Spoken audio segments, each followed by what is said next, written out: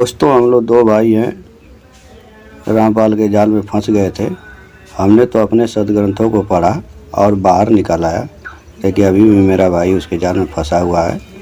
वो अपने सदग्रंथों को नहीं पढ़ता है, बल्कि वह रामपाल के अलौकिक लोक को देखना चाहता है। दोस्तों, हम यही कहना चाहेंगे कि जो भी भाई लोग फंसे हैं वो अपने सदग्रंथों को स्वयं पढ़ें और समझें और रामपाल के काल जाल से निकल जाएं। ठीक है दोस्तों, मेरा नाम केशवर पाल है। मैं कोई 2 साल पहले करीब रामपाल जी महाराज से नाम दीक्षा लिया हुआ था। जब मैं इनके सत्संग सुने और अपने सदग्रंथों से मिलान किया तो मैं पाया कि रामपाल एक चतुर, कपटी और ठग हैं। इनके जाल में जो फंस रहे हैं वह नीच, गंवार और मूर्ख है। मैंने अपने वीडियो का यही टाइटल रखा है। दोस्तों, रामपाल जी ने सभी शास्त्रों को बड़ी चतुराई से पढ़ा और उसमें से जो भी दिखाया बड़ी कपटपूर्वक दिखाया। सिर्फ एक ही कारण था कि हम कैसे जनता को ठग सकें। दोस्तों, सभी शास्त्रों से 3 चीज़ ले लिया। पहला शब्द, दूसरा संत, तीसरा पंथ। शब्द जैसे वेद से कबीरदेव, कवि, कबीराग्नि, कबीर मितौजा इत्यादि शब्द, हीरा नाम।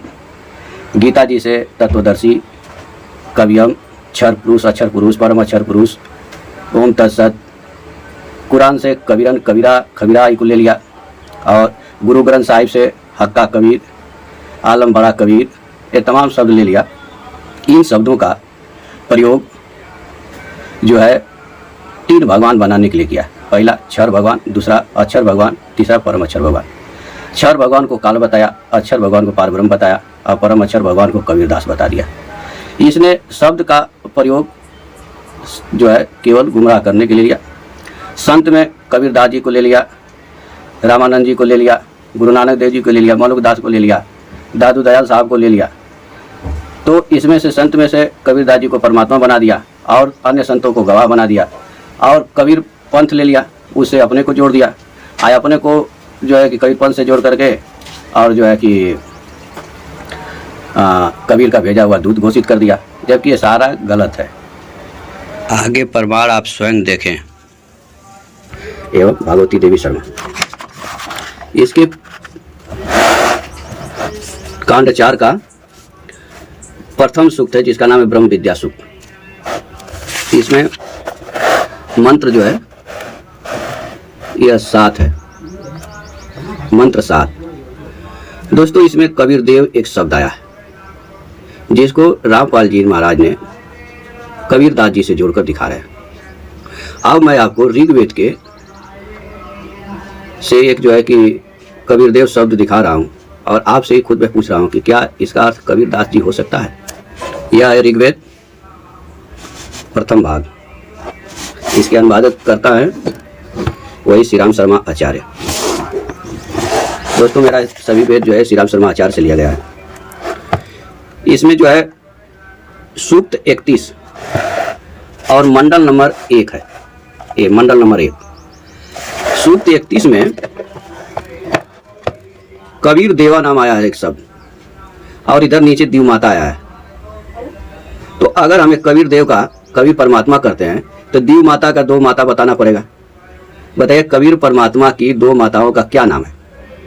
अब रामपाल गैंग ये बताए कि एक कबीर देव की 2 माताओं का क्या नाम है, क्योंकि रामपाल को कपट करना है। इस श्लोक को कभी नहीं दिखलाता, इस मंत्र को। वह जो है कि वही मंत्र दिखाता है जहाँ से उसको कपट करके और उसका काम चल सके।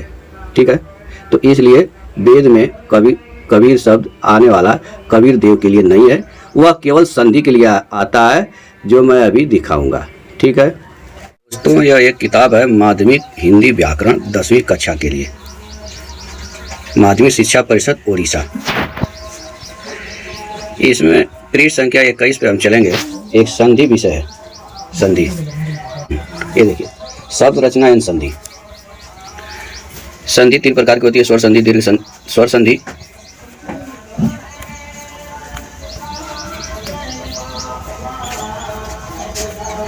व्यंजन संधि,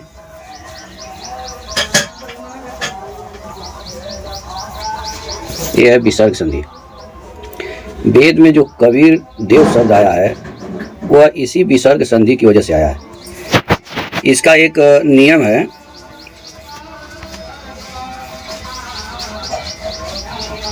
यह एक नियम है कि विसर्ग के बाद कोई स्वर या वर्ग का तीसरा चौथा पांचवा वर्ण या य र ल व ह आए तो विसर्ग के स्थान पर आधार र हो जाता है। जैसे दूरधन आत्मा बराबर दुरात्मा। दोस्तों इसमें र कहाँ से आया? विसर्ग का ये र बन गया संधि की वजह से। तो ऐसा ही कबीर धन देव जो है जब मिलता है तो कबीर देव बन जाता है, ना कि कबीर परमात्मा के लिए बनाया गया है। तो ये रामपाल जी गुमराह करते हैं। या आलम बड़ा कबीर और कायम दायम कुदरती सिर पीरा दे पीर। अब देखो यहाँ आलम बड़ा कबीर और सब पीरा दे पीर, सिर पीरा दे पीर। इसका अर्थ इसी दासा हो गया। अगर यहाँ कबीर का अर्थ कोई बड़ा करता है गुरु ग्रंथ साहिब में 721 पृष्ठ वाले को, तो उसको यहाँ भी देखना चाहिएगा। नानक साहिब जी ने ये कंसेप्ट क्लियर कर दिया। वड्डा अलग लिखा है, कबीर अलग लिखा है। जिस खालक यानी परमात्मा ने आदम जी की रचना की, आदम जी को उत्पन्न किया, वह आलम माने परमात्मा, बड़ा यानी सबसे सुप्रीम, सबसे सर्वशक्तिमान, वो कबीर परमात्मा है। दोस्तों 198 पृष्ठ पर यह आलम बड़ा कबीर शब्द आया जो हमने हाईलाइट किया हुआ है। यह गुरु नानक देव और काजी रुकनउद्दीन सूरा से बातचीत हो रही है। गुरु नानक देव अरबी भाषा के विद्वान थे और काजी रुकनउद्दीन सूरा अरबी भाषा के विद्वान थे। अरबी भाषा में कबीर शब्द का अर्थ जो होता है बड़ा या महान या सर्वोपरि के लिए आता है। अगर हम रामपाल जी का ज्ञान लें और यहाँ पे कबीर का कबीर परमात्मा करें, आलम बड़ा कबीर में कबीर का कबीर परमात्मा करें, तो दोस्तों आप पृष्ठ संख्या 257 पे देखिए, करे गुनाह कबीर। अब यहाँ कबीर परमात्मा गुनाह करते हैं, दूजा कबीर गुनाह हो और दूजा कबीर परमात्मा गुनाह है। करे कबीरी गुनाह, यह कबीर परमात्मा गुनाह है। एक कबीर गुनाह है कि ये न बचना हो, एक कबीर परमात्मा ऐसा गुनाह है जिससे बचा नहीं जा सकता। दोस्तों यह केवल रामपाल जी का प्रोपोगंडा है जो केवल मूर्ख बनाते हैं। यह चतुर कपटी ठग हैं और कुछ नहीं है। यहाँ पे किसी प्रकार से कबीरदास जी के लिए कबीर शब्द नहीं आया है। कबीरदास जी सदगुरु हैं, ज्ञानी थे, निर्गुण भक्ति धारा के कवि थे, भगवान राम के भक्त थे और कुछ नहीं थे। ठीक है, कुरान शरीफ में अब यहाँ आते हैं नीचे एज इट इज अंतर्माड़ा सा भी 51 है, ये 52 शुरू होती है। फला तो तियल काफिरन ने व जिहादुम बिही जिहादन जिहादन कबीरा। कबीरा कहो, कबीरन कहो, कबीर कहो, खबीरा कहो। ये सिर्फ इसमें कबीरा लिखा, उसमें कबीरन लिखा है। अब इसको कबीर कहो, एक ही बात है। इससे तो इतना लेना। यह हिंदी कुरान नामक ऑप्स है। इसके आयत 25 में रामपाल जी दिखाते हैं कि उनका कबीर परमात्मा है। आयत 25 के 52 एक कबीरा शब्द लिखा है। इसी को दिखाकर लोगों को गुमराह करते हैं। फला तू तियल काफिर नव जाही हून भी जियादन कबीरा। अब हम आपको कबीर शब्द दिखाते हैं। जरा सोचिए कि क्या वो कबीरदास जी के लिए है। इसके सूरत 28 में 28 एक कबीर शब्द है, लेकिन हम इसको ऊपर से पढ़ेंगे। कबीर शब्द है ये, हम इसको ऊपर से पढ़ेंगे यहाँ से। गरज जब मूसा ने चाहा कि उस शख्स पर जो दोनों का दुश्मन था हाथ बढ़ाएं तो कीर्ति करने लगा कि मूसा जिस तरह तुमने कल एक आदमी को मार डाला था उसी तरह मुझे भी मार डालना चाहते हो, तो तुम बस ये चाहते हो कि रुए जमीन में सर्कस बनकर रहो और मसलन कौम बनकर रहना नहीं चाहते।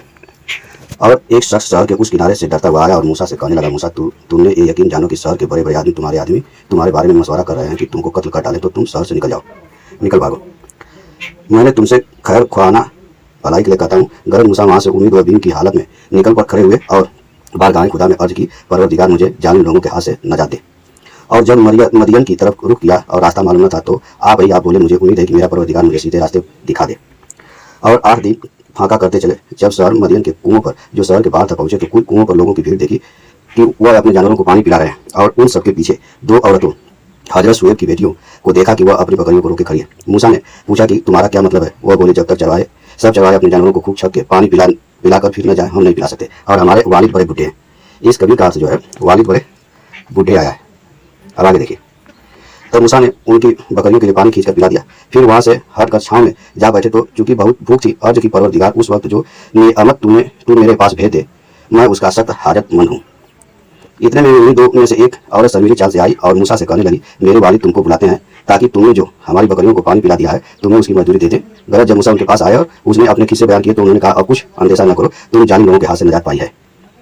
यानी यहाँ कहने का अर्थ है कि जो कबीर शब्द आया है यह किसी कबीरदास जी के लिए नहीं आया है, बल्कि उन जो लड़की दोनों हैं हजरत शोएब की बेटियाँ, उनके वालिद हजरत के लिए आया है। हजरत के लिए आया है, वो बहुत बुढ़े हैं, इसके लिए कबीर शब्द आया है, ना कि किसी कबीरदास जी के लिए आया है। इसलिए रामपाल जी ने लोगों को यह कबीर शब्द दिखा दिखा करके गुमराह किया। ठीक है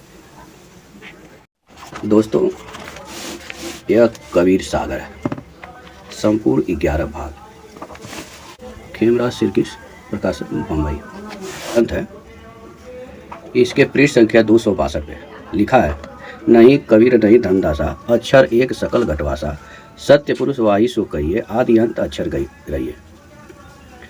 यानी इसमें कहा जा रहा है कि कबीर और धर्मदास सत्पुरुष नहीं है, एक अक्षर है जो सकल घटों में वास करती है, उसी को सत्पुरुष कहते हैं। किसी कबीर को सत्पुरुष नहीं कहा गया है। दोस्तों, यह जो है गरीबदास जी द्वारा लिखी गई एक पुस्तक है, श्री सदगुरु ग्रंथ साहिब। यह जो है लोकनाथ पब्लिकेशन से प्रकाशित हुआ है। यह जो है कि PDF से हमने लोड किया है इसको। इसमें हम जो है कि दिखा रहे हैं कि स्वयं गरीबदास जी ने कबीर साहब को सत्पुरुष नहीं कहा।